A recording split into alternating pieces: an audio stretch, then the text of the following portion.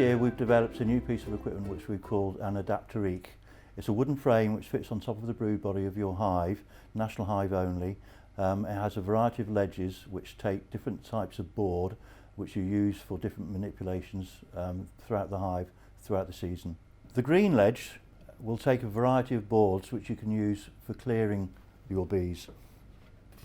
A rhombus board which fits in like that. If you don't want to use a rhombus escape, you can use a circular escape mounted on a similar board, also fits onto the green ledge. Alternatively, you can try the Canadian clearer board, a tried and tested method of clearing bees from supers, and that fits on the green ledge like that. There is another rhombus escape you can use, which is a novel idea, and this is a mesh rhombus escape, which fits onto the same ledge.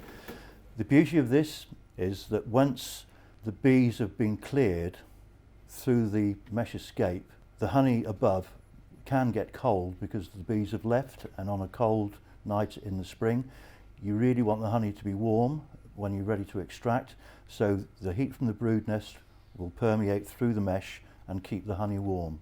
You can also use a tried and tested method of porter bee escapes fitted into a similar board that also fits on the green ledge.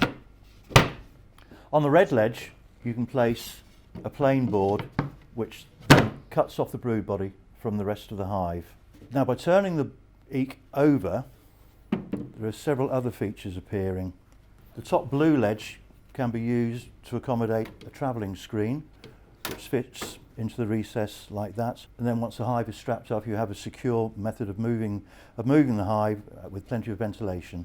You can also add a clear, transparent observation screen so you can look inside the hive and see the activity of the bees. Now, this is sealed onto the blue ledge for a very good reason.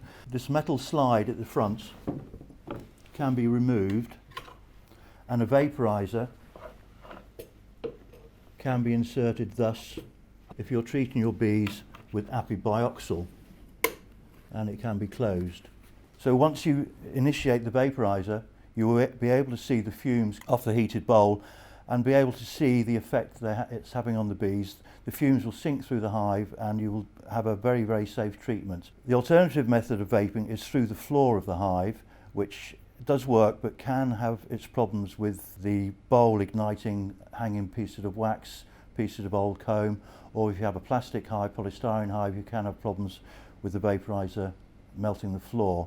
And there have been cases of hives actually igniting by using a vaporizer through the floor and the beekeeper not being able to see what he's doing. By taking the vaporizer out, you also have the added bonus of an upper entrance, if you wish, for the hive, and this metal plate can go in place and secure the hive again on the magnets. The Eek can also be used as a plain feeder Eek if you're going to feed fondant. You can also use it as an Apiguard rim if you're treating for Varroa using Apiguard.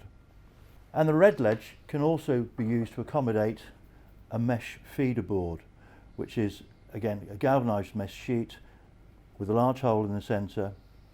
Sharp edges are protected by a rubber grommet. It fits into the red ledge thus. On that can be placed a syrup feeder, like this rapid feeder or one of the larger English feeders.